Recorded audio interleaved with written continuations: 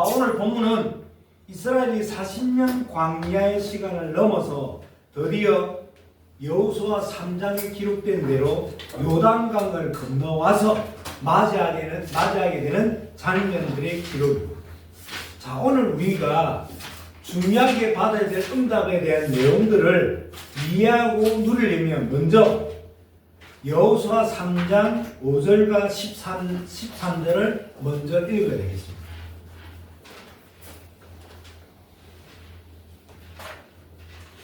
자, 여호수아 3장으로 갑니다. 5절 다 같이 합독합니다. 구약이고요. 창세기, 출애굽기, 레위기, 민수기, 신명기, 사사기. 자, 다 찾으셨나요? 구약 수 찾았어요. 수 찾았어요.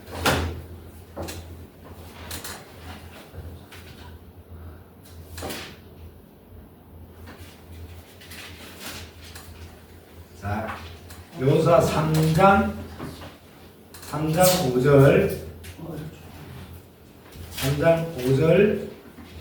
3장 한 목소리 합독합시다. 시작. 여호수아가 또 백성에게 이르되 너희는 자신을 성결하게 하라. 여호와께서 내일 너희 가운데서 기이한 일들을 행하시리라. 15절을 사서 또 읽습니다. 13절입니다. 여호수아 3장 13절 시작. 온 땅의 주 여호와의 궤를 맨 제사장들의 발바닥이 요단 물을 밟고 멈추면 요단 물 곧 위에서부터 흘러내리는 물이 끊어지고 한 곳에 쌓여 서리라. 여호수아 3장은 요단강을 건너기 위해 하나님께서 여호수아에게 내리신 명령들을 이스라엘 백성들에게 전달하는 내용들로 구성되어 있습니다. 내일 요단강을 건널 것이니 너희는 자신을 뭐하라고요? 성결하라. 그리고 요단강을 건널 때 언약궤를 맨 제사장들이 먼저 앞서 나가라는 명령으로 구성되어 있습니다. 자, 그런데 광야를 건너서 가나안으로 들어가려고 보니 지금 이스라엘 앞에는 뭐가 붙어 있는 거예요? 요단강이 딱 버티고 있는 거예요. 문제는 요단강이 문제가 아니라 요단강이 범람하는 시기에 지금 이스라엘이 도착이 있는 거예요. 참 아이러니하게요. 40년을 광야를 건너오는 동안 온갖 별 일들을 다 겪으면서 지금 가나안 초입까지 와 있는 거예요. 가나안 초입까지 와 보니 요단강이 지금 범람해서 언덕까지 물이 차고 넘쳐있는 상황, 건너갈 수가 없어. 그래서 더 기다려야 되나? 아니면 다시 돌아가야 되나? 이런 갈등의 갈림길에서 하나님은 여호수아를 통하여 명령을 내립니다. 뭐라고요? 건너라. 어떻게 건넙니까? 요단강이 범람해서 언덕까지 물이 차 있는데요. 자, 여호수아 군대가 어떻게 수수기 때 범람하는 요단강을 건널 수 있었느냐 하면 15절로 갑니다. 여호수아 3장 15절 함께 읽습니다. 시작.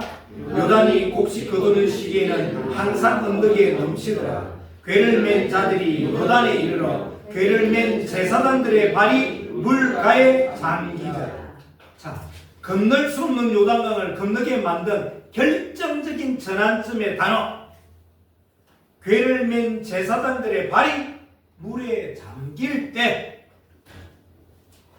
수수기 때라 강이 범람해서 건널 수가 없는 시기예요. 이 말은 뭘 말합니까? 과학적으로, 논리적으로, 상식적으로는 못 건너는 거예요.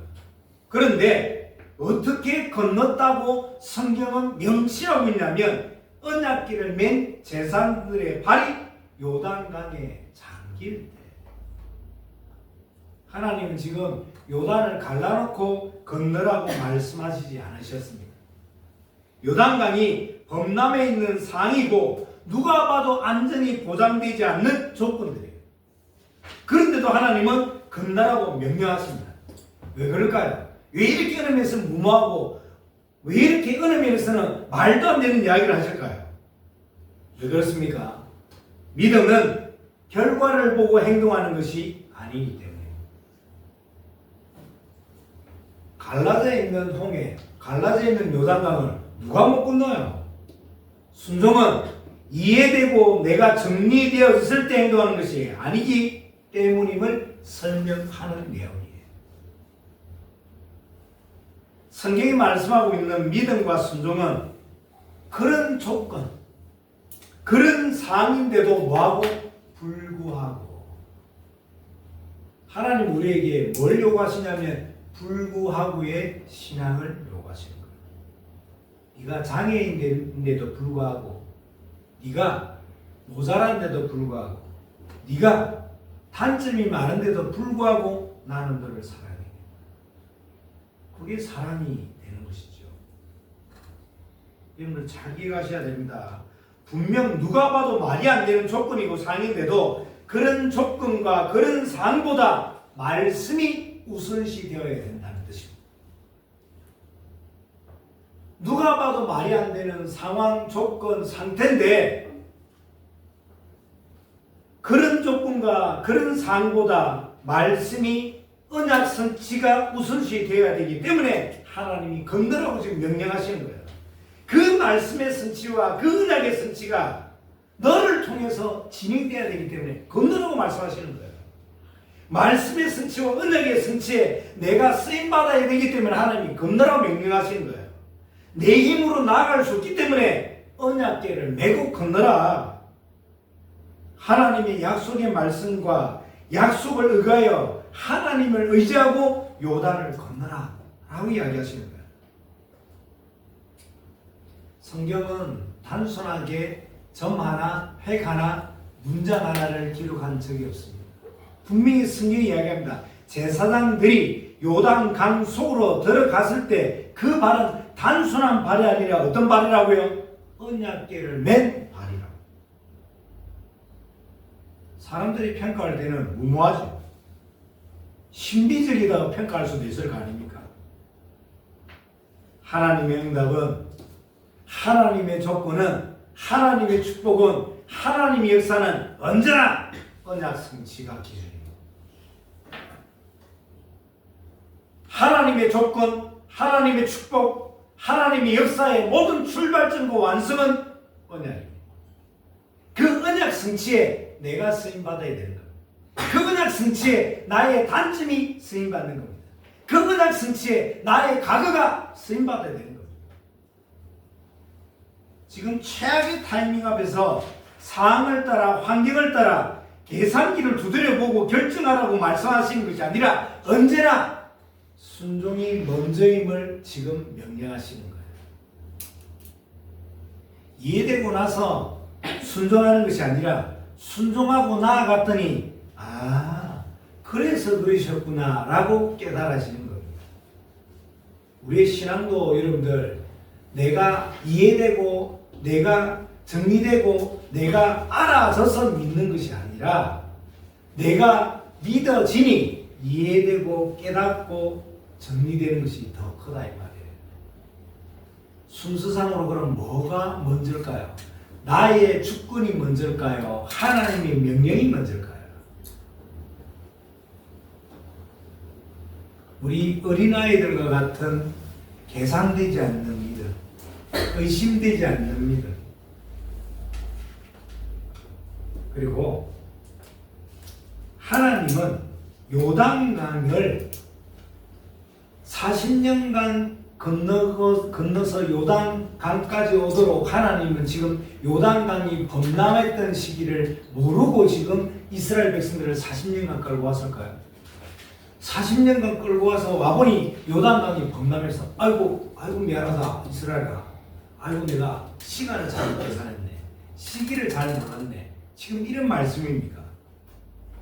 왜 하나님은 요단강이 말랐을 때 건너라고 하지 않으시고 강의 유속이 가장 빠르고 깊을 때 요단강을 건너라고 말씀하셨을까요? 하나님은 왜 좀 더 좋은 상황, 좀 더 좋은 조건으로 이스라엘을 인도하지 않으시고 가장 최악의 타이밍 속으로 이스라엘을 인도하실까요? 다시 한번 말씀드립니다. 어떤 상황과 환경의 갈림길 앞에서도 순종이 먼저임을 깨닫게 하시려고, 또 그것으로 나의 삶의 먹을거리로 삼게 하기 위해서 하나님이 지금 명령하시는 거예요. 다시 이야기합니다. 나의 이해가 먼저가 아니라 순종이 먼저다. 자, 16절로 갑니다. 여호수아 3장 16절. 한 목소리 있습니다. 시작. 곧 그 위에서부터 흘러내리던 물이 그쳐서 사르단이 가까운 매우 멀리 있는 연한 성읍 건드리에 이르러 한 곳에 쌓이고 아라바의 바다 여매로 향하여 흘러가는 물은 완전히 끊어지며 백성이 여리고 앞으로 바로 건널세. 요단 강이 멈춘 곳은 멀리 떨어진 아단 성읍부터입니다. 즉 이 말은 하나님은 보이지 않는 곳에서부터 역사를 시작하십니다. 이 말이 갖는 의미는 굉장히 중요해요. 하나님의 역사는 내가 보지 못하는 곳에서부터 먼저 시작이 된다. 다시 이야기합니다. 하나님의 응답은 보이지 않는 것부터 응답이 출발이 된다. 이걸 우리 개인에게 적용한다면 응답은 보이지 않는 내 생각에서부터 시작이 된다. 기억하십시오. 5절에 여호수아는 내일 요단을 건널 것인데 오늘부터 뭐 하라고요? 성결하라고 명령합니다. 비록 요단강은 내일 멈추겠지만 요단강은 멈추실 하나님을 오늘부터 믿고 신뢰라는 거잖아요. 요단강은 내일 멈출 거예요. 하지만 하나님은 내일 멈춰질 요단강, 그 요단강을 멈추실 하나님을 오늘부터 믿고 불신앙하지 않고 불신앙을 버리라는 뜻 아닙니까? 일은 내일부터인데 응답은 오늘부터입니다. 17절 맞아 있습니다. 시작. 여호와의 언약궤를 맨 제사장들은 요단 가운데 마른 땅에 굳게 섰고 그 모든 백성이 요단을 건너기를 마칠 때까지 모든 이스라엘은 그 마른 땅으로 건너갔더라. 자, 제사장들이 지금 어디에 서 있지요? 요단강 한가운데 서 있습니다. 제사장들은 누구죠? 먼저 부르심을 입은 자들입니다. 즉 여러분들 같은 중직자들입니다. 그들은 안전한 곳으로 건너지 않았습니다. 그들은 물살이 가장 센, 가장 위험한 정중앙을 향하여 걸어나갔습니다. 이 말은 뭘 말합니까? 하나님의 사람은 편안한 자리가 아니라 사명을 감당할 자리를 찾아간다는 뜻입니다. 눈치 안 봅니다. 상황 안 봅니다. 조건 안 따집니다. 나로부터 출발하는 것이 아니라 그 언약에서부터 출발하는 출발점이 다른 거예요. 그리고 그 기득의 중심에는 제사장들이 있었다고 이야기하지 않고 성경은 언약궤를 맨 제사장들이라고 말씀하고 있습니다. 믿음의 역사와 응답의 기준은 사람이 아니라 뭐라고요? 언약이라고. 다르게 이야기하면 하나님이 역사하실 수밖에 없고 응답하실 수밖에 없는 언약을 소유한 사람. 하나님의 응답과 하나님의 역사의 모든 출발과 끝은 뭐라고요? 언약이라고. 너무너무 중요해요. 그리고 중요한 다른 부분 하나는 또 요단강 중앙에 서 있는 제사장들은 이스라엘 백성들이 요단을 다 건널 때까지 그곳을 지키고 서 있습니다. 이 말은 중직자로 부름받은 자들이 가야 될 본질적인 사명을 지금 잘 보여주는 장면입니다. 여러분 아시는 대로 베드로전서 2장 9절에는 우리를 뭐라고 이야기해요? 모든 그리스도인들은 영적 제사장이라고 말씀하고 있습니다. 여호수아 시대의 제사장들은 단순하게 제사를 집례하고 수술을 맡은 자들이 아니라 공동체를 살리는 영적인 통로였음을 잘 보여준다는 말이에요. 자, 여호수아 지금 3장에 등장하고 있는 제사장들, 즉 먼저 부르심을 입은 자들은 요단강에 먼저 들어갔습니다. 그리고 제일 마지막에 나오는 모습들을 보여줍니다. 믿음을 요구하기 이전에 자신들이 먼저 순종을 선택했다 이 말이에요. 그리고 개인이 아니라 공동체를 더 우선순위에 두고 있는 모습들을 보여주는 거예요. 사랑하는 우리 가족 여러분, 베드로전서 2장 9절에는 우리를 영적 제사장이라고 명시하고 있지 않습니까?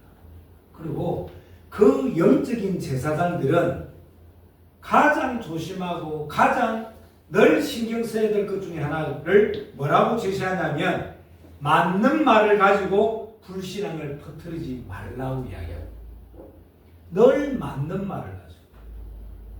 아니 강이 범람에 있잖아. 아니 그냥 건너가기도 위험한데 어떻게 어깨에 언약궤를 메고 건너냐. 가다가 혹시 삐끗해서 한 사람이라도 삐끗하면 언약궤가 물속에 빠져버리게 되면 얼마나 큰일이 되냐. 아니 건너려면 수위 가서 낮은 곳으로 졸졸졸 이렇게 가지. 좋은 방법도 있는데 왜 굳이 물살이 센 중앙을 향해 건너가야 돼. 다 맞는 말이잖아. 다 합당하고 타당성 있는 논리잖아요.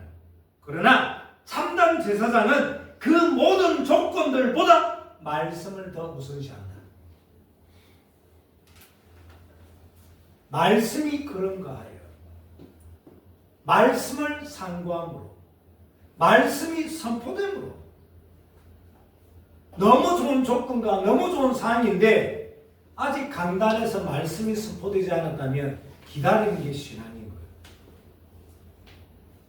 조건과 상황은 나와는 정반대고 되어질 수 있는 조건과 상황이 아닌데 강단에서 선포된다면, 그것이 나에게 언약이 된다면, 그것이 나의 우선순위가 된다면, 그것이 나의 삶의 먹을거리가 된다면 나는 말씀을 붙잡고 정중앙으로 나아가는 거 아닙니까? 자, 말씀을 다시 여호수아 3장을 정리하고 오늘 본문을 간단하게 정리해야 되는데, 다시 이야기합니다. 언약궤를 맨 제사장들의 발이 말 때 잠길 때, 하나님의 명령에 제사장들이 먼저 순종했다. 먼저 부르심을 입은 자들, 즉 중직자들이 뭘 선택할 때? 믿음을 선택할 때 멀리, 매우 멀리 있는 아담 성읍 변두리에서부터 요단강이 멈췄었습니다. 즉 하나님의 역사는 내가 보지 못하는 곳에서부터 먼저 시작을 하신다. 응답은 보이지 않는 내 생각에서부터 출발이 된다. 그 생각 속에 무엇이 존재합니까? 그 생각 속에 무엇이 싹트고 있습니까? 그 생각 속에 나의 삶을 움직이는 원동력이 뭡니까? 조건입니까? 상황입니까? 이익입니까? 기억하십시오. 여호수아는 내일 요단을 건널 것인데 이미 말은 과거예요. 근데 진행은 현재예요. 완성은 이미 됐어요, 벌써. 그래서 이걸 보고 과거 완료형이라고 해요. 현재 내가 지금 말을 하고 있는데 완료되고 있어. 이미 되어졌어. 되어진 것을 미래를 향해서 나아가는 거예요. 이게 믿음 아닙니까? 나는 지금 말을 하는데 그 말의 내용은 과거에서 끝났어. 과거 완료예요. 근데 그 일은 언제 일어나는 거예요? 내일. 이게 믿음이라고. 그 믿음은 어디서부터 시작되는 거예요? 생각에서. 보이지 않는 것부터. 여호수아는 내일 요단을 건널 것인데 오늘부터 성결하라. 맞다고 생각되는 불신앙부터 버려라. 비록 요단강은 내일 멈추겠지만 응답은 오늘 내 생각에서부터 시작이 된다. 그리고 내 상황보다 내 조건보다 만약 언약 성취가 먼저라면, 이것이 나의 우선순위라면 하나님이 준비하신 응답들을 맛보게 된다. 그것이 17절입니다. 17절 같이 읽습니다. 시작. 여호와의 언약궤를 낸 요단 가운데 마른 땅에 크게 섰고 그 모든 백성이 요단을 건너가실 때까지 모든 이스라엘은 그 마른 땅으로 건너갔다. 무엇을 건너갔더라? 마른 땅. 여러분들 저를 보세요. 요단 강이 멈춘 것도 기적이에요. 그런데 진짜 응답과 기적은 뭐냐면 요단 강물 안에 있는 마른 땅. 여러분들 상식적으로 생각해 보세요. 과학적으로 한번 설명을 해보세요. 어떻게 마른 땅이 물 안에 존재할 수 있냐고요. 말이 안 되는 거 아니에요. 그런데 그 물 안에 하나님 뭘 예비하셨다? 마른 땅.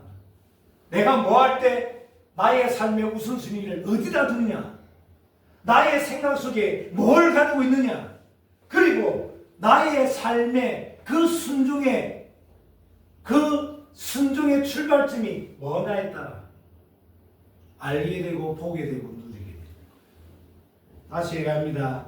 요단강이 멈춘 것도 기적이지만 진짜 응답과 기적은 요단 강물 속에 있는 예비되어 있고 아무도 보지 못하는 그 마른 땅. 우리의 시선은 요단 강물이 빠르게 흘러가는 유소, 깊냐 깊지 않냐, 왜 이 시기냐, 왜 이런 타이밍이냐, 이런 조건이냐, 이런 상황이냐 이야기하는데 믿음의 사람들은 강물보다, 믿음의 사람들은 유속보다, 믿음의 사람들은 나의 처지보다 언약 성취를 더 우선시하는 거잖아요. 자, 우리의 시선도 지금 동일합니다. 어떻게 교회를 설립합니까? 돈도 없는데. 맞는 말이지. 아니 몇 사람도 안 되는 일로 어떻게 교회 운영을 합니까? 맞는 말이지. 우리는 준비가 다 되었을 때 움직여야 되지 않습니까? 그래 맞다니까요.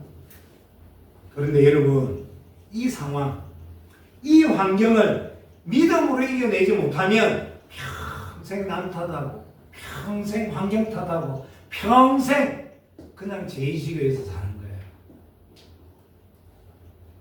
우리가 처한 현실에 대해서 교회 건물도 없지, 교회 인원도 없지.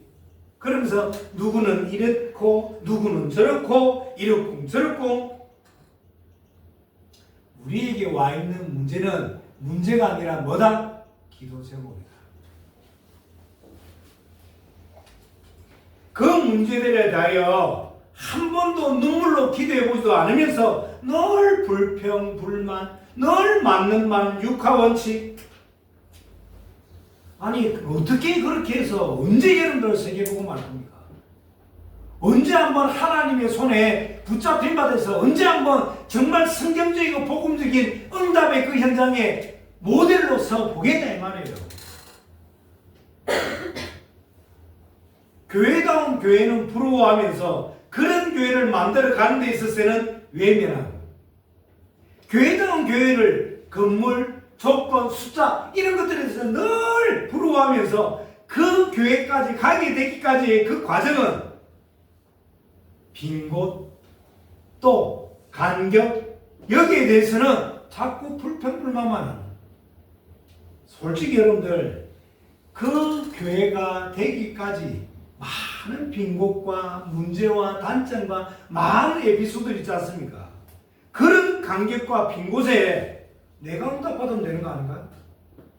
내가 응답받아서 내가 헌신하면 되는 거 아닙니까? 누구를 뭐라 할 것이 없어요, 여러분들. 누가 냈니, 안 냈니, 누가 했니, 안 했니, 뭐라고 그런 말을 해요? 그 사람이 못하는지, 안 하는지는 하나님과 나와 사단만 알아요. 못하는 사람은 이유가 있을 거예요. 못하는 사람은 또 그 못하는 걸 가지고 기도의 배경이 되어주면 되잖아요. 반대로 안 하는 사람은 언젠가는 하나님의 은혜가 임하면 하는 날이 오겠지. 그럼 우리는 기다리면 되죠. 하니 안 하니 뭐 나는 하면 얼마나 하겠어요. 아니 어느 면에서는 우리 지금 얼마 되지도 않아. 얼마나 웃깁니까? 제가 금요일, 토요일 복명동 여기에 전도 캠프 현장을 돌았거든요. 참 진짜 할 말이 없더라고. 가게마다 술집마다 사람들로 그냥 꽉꽉 들어차 있어서 야, 어렵다 하는데 절대 어려운 게 아니고 하도 또 시끄러워서 새벽 1시에 나갔더니 새벽 1시에 어느 면에서는 없는 게 아니라 마음이 없는 거죠. 마음이 없다는 건 뭘 말하냐면 은혜를 못 받는다는 거죠. 은혜를 못 받는다는 것은 영적인 것도 있겠지만 어느 면에서는 그 마음에 그 생각에 다른 게 먼저 자리를 잡고 있는 거예요. 다른 게 그 먼저 자리 잡고 있는 그게 무슨 하나님의 말씀이 들어갈 틈이 있겠냐 이거예요. 다시 얘기합니다. 단점, 빈고 여러 가지 내가 응답받으면 되는 거 아닙니까? 누구를 말하거나 탓할 이유가 없잖아요. 안 하는지 못 하는지는 그 사람 사정이고 나는 내가 응답받으면 되는 거 아닙니까? 중요한 거는 요단강을 바라다 볼 때 요단 강물을 바라다 볼래 아니면 물 안에 숨겨져 있는 마른 땅을 볼래 이 차이예요. 자, 여호수아 3장에서의 기적과 이적의 목적은 자신들을 40년간 인도해 주신 하나님이 과연 어떤 분이신가를 보여주고 또 모세와 함께 하셨던 하나님이 그 하나님이 여호수아하고도 함께하고 계심을 알도록 하기 위한 하나님의 역사의 현장이에요. 요단강 도하 이 사건은 지금 요단강을 건너는 이스라엘 백성들은 여러분들 아시는 대로 여호수아와 갈렙을 빼고는 모든 사람들이 광야에서 태어난 광야 2세들이다. 그 어느 누구도 애굽에서 출애굽을 할 때 있었던 그 하나님의 이적과 기적을 맡은 사람이 아무도 없어요.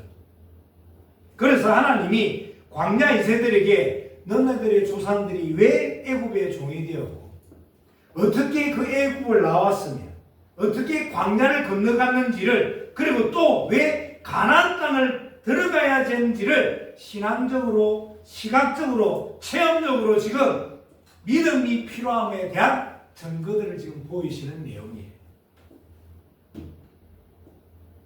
이 사건들을 통해 믿음이 무엇인지 순종이 무엇인지를 각인되게 만드시는 하나님의 은혜.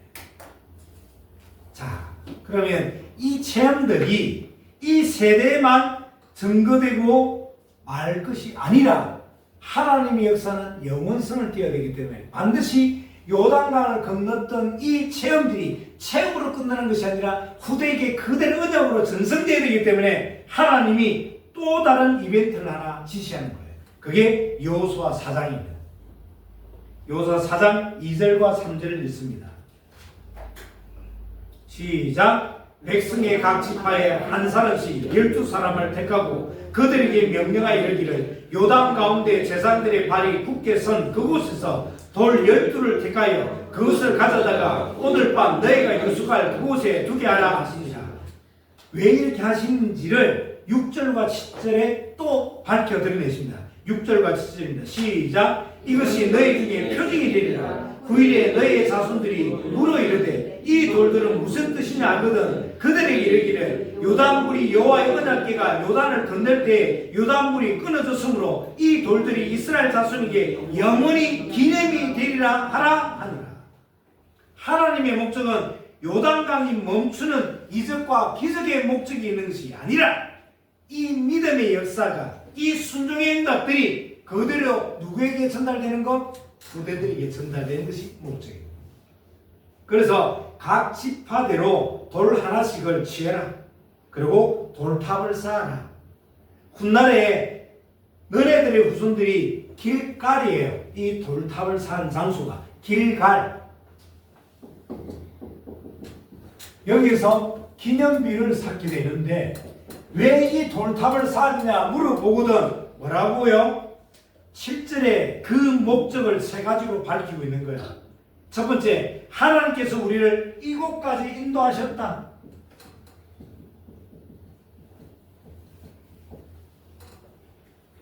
애굽의 종되었던 자들을 출애굽하게 하셔서 40년간 죽음이라는 광야를 건너게 하시고 가나안 땅 앞까지 인도하셨다. 두 번째, 이곳까지 인도하신 하나님은 앞으로도 우리와 함께 하실 거다. 임마누엘의 하나님. 그래서 임마누엘 하시는 하나님을 잊지 말라는 명령과 함께 요단이 갈라졌던 기적, 그 경험, 이 모든 것이 체험이라는 목적이 아니라 갈라질 수밖에 없었던 언약. 그 언약의 성취를 누리는 자들의 미래. 이것을 기념케 하시는 거예요.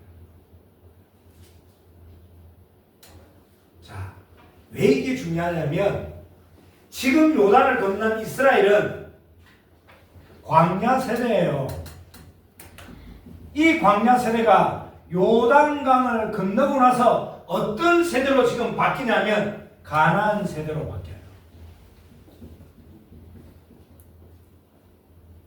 본격적으로 가나안 세대로 전환되는 아주 중요한 분기점이 되는, 분기점에 서 있는 사람들이 지금 이스라엘 백성들. 그렇다면 보세요. 40년간 광야를 건너왔고 요단강을 건너기 전까지 있었던 애굽의 노예 근성. 광야 40년 걸어가면서 늘 얻어먹던 거지 근성.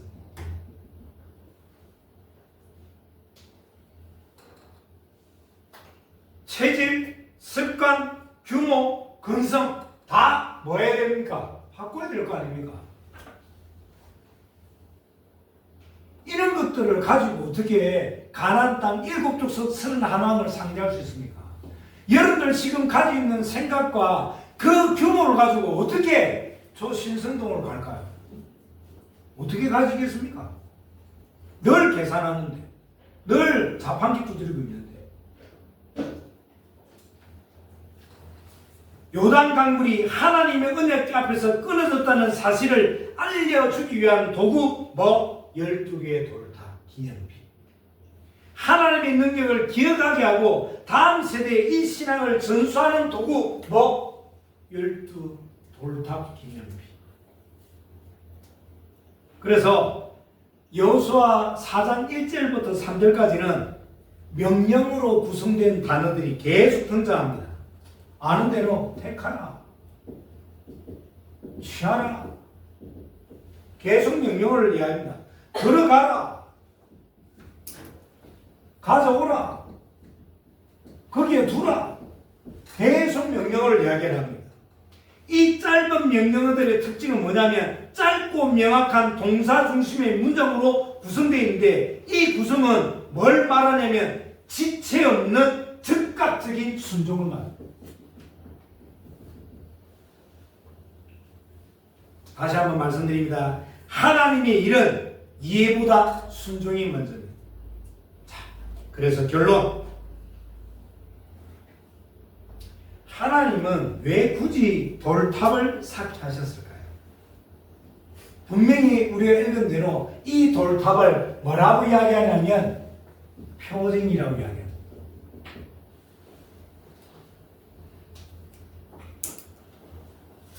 왜 하나님은 굳이 시각적인 돌들을 취하여서 탑을 쌓게 하셨을까요? 이유는 간단합니다. 사람은 눈에 보이지 않으면 그것이 진리, 진실이 아니라고 착각이 돼요. 모든 기준이 내가 보는 눈이라. 그래서 사단이 하와를 유혹할 때도 보암직도 하고 먹음직도 하고. 그래서 제가 자주 꺼내어보는 글귀 가운데 이런 것이 있습니다. 뭐가 있냐면 처음 본 것은 쉽다. 안 해본 것은 쉽다. 이 말은 뭐냐면 누가 뭘 하는 거 보면 아유 왜 저걸 못해? 아이고 나는면 늘 이렇게 이야기해. 우리가 볼 때는 투수가 공을 던지면 치는 거 뭐 저기 어려워 뭐 오늘 공 치면 되지. 안 해본 것은 쉽고 처음 본 것은 쉬운 거예요. 그만큼 우리의 모든 판단의 기준이 어디 있는 거예요? 시각에 있어요.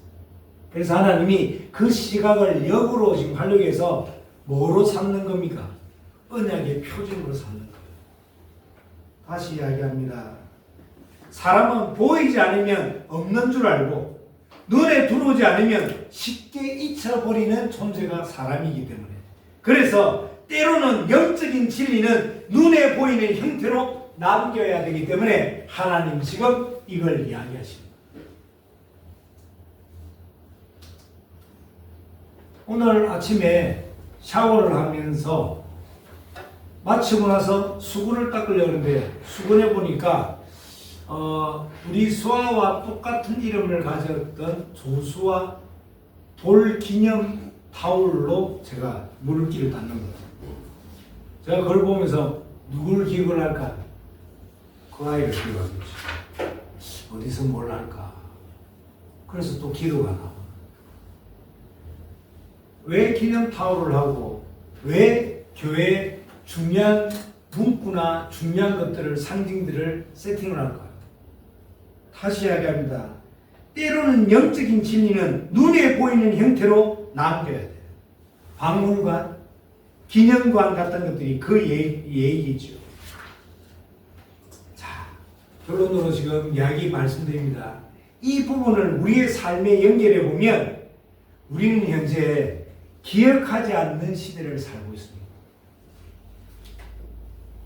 얼마 전까지만 해도 우리는 전화번호를 외우고 다녔어야 돼요. 지금은 자기 부모님, 자기 가족들의 전화번호도 외우지 못합니다. 뭐가 없으면 핸드폰이 없어요. 우리는 얼마 전까지만 해도 중요한 사람들의 기념일을 다 외우고 다녔던 시대예요. 지금은 정말 편리한 시대를 살고 있지만 반대로 너무 쉽게 잊혀지는 시대를 살고 있는 겁니다. 구원의 은혜, 하나님 주셨던 응답, 받은 것들이 너무너무 많은데 너무 쉽게 잊어버려요. 그래서 하나님은 아브라함에게 하나님이 자신과 함께 하셨던 그 사실을 기억하고 또 전달하라고 아브라함의 생식기에다가 표징을 주셨습니다. 그게 뭐죠? 할례입니다. 남자 생식기 표빗을 잘라내는 할례를 시켜버려요. 뭐하라고? 기억하라고. 그런데 그 할례의 의식이 오늘 우리가 살펴보고 있는 이 길갈에서 이 기념비 앞에서 다시금 행해집니다. 아브라함 시대부터 지금 요수 시대까지 수백 년을 흘렀는데 하나님이 다시금 돌탑을 쌓았던 길갈, 거기서 이스라엘 백성들에게 다시금 할례를 빕니다. 뭐하라고요? 기억하라고. 뭘 기억하라고요? 내가 어떤 순종을 하고 있는지, 내가 어떤 믿음을 가지고 있는지를 표징 앞에서, 기념탑 앞에서 기억하고 다시금 리셋해라, 이 말씀 아닙니까? 야곱은 자신이 베고 잤던 그 돌베개 그 꿈속에서 하나님을 만나고 나서 자신이 가졌던 모든 기름을 붓습니다. 그리고 그 바위 위에다가 뭐라고 이름을 명칭하냐면 베델이에요. 당시 고대 근동에서는 하나님을, 신을 자기 집에 거하는 존재라고 얘기했습니다. 그런데 야곱이 도망을 갔던, 그래서 지쳐서 잠든 그곳에도 하나님이 꿈속에 나타나시는 걸 보고 너무너무 충격을 받고 놀래요. 하나님이 여기도 계시고, 이것을 잊지 않기 위해서 자기의 모든 것을 쏟아붓습니다. 그리고 뭘 가슴판에 새깁니까? 베델. 하나님이 나의 어려움 속에도 함께 하십니다. 나의 모든 삶 속에 함께 하십니다.